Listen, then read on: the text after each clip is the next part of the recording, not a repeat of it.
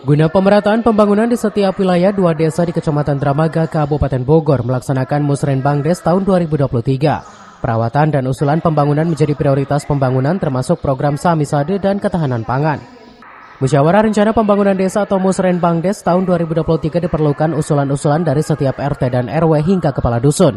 2 desa di Kecamatan Dramaga, Kabupaten Bogor yaitu Desa Sirnasari dan Neglasari.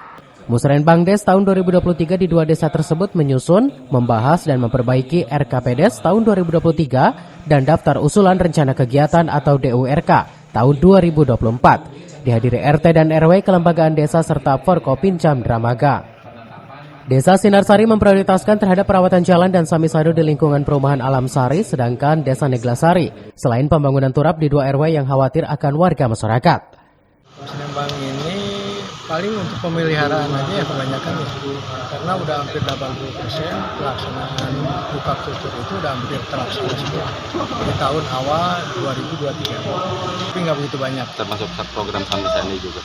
Kalau program Samisade itu untuk pembangunan di wilayah perumahan Komplek Alam Sinarsari dengan panjang kurang lebih 1.500.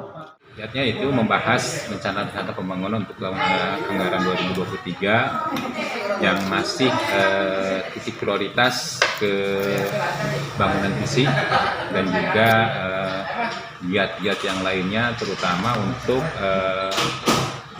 penanganan zero stunting dan ketahanan pangan. Pak, untuk kebutuhan yang paling urgent di 2023 apa saja sih, Pak? Untuk 2023 sesuai dengan usulan-usulan yang diusulkan oleh masyarakat, terutama yaitu pembangunan TPT. Karena Neglasari ada beberapa wilayah, ada 2 wilayah yaitu RW 5 dan RW 6. Kondisinya yaitu karena banyak tebing, gitu kan. Terus banyak rumah juga di bawahnya, itu diprioritaskan untuk pembangunan TPT. Sementara itu adanya perubahan Permendes nomor 8 tahun 2022 sudah diatur akan indikator yang dibiayai oleh dana desa. Hal ini menjadi kehati-hatian dalam Musrenbangdes hingga saat ini pagu indikatif belum keluar. Sedangkan setiap desa masih menggunakan pagu tahun 2022. Tetap dengan program-program yang sudah disampaikan oleh RT RW dan Kadus melalui Kadus, terus disampaikan sekarang, namun tetap ada beberapa ada penyesuaian program karena berkaitan dengan keluarnya Permendes nomor 8 tahun 2022. Di situ sudah diatur berbagai indikator yang memang bisa dibiayai oleh dana desa dengan persentasenya. Itulah yang menjadi berkehati-hatian sekarang dalam Musrenbangdes dalam program 2023. Dan pagu indikatif pun sampai saat ini belum muncul.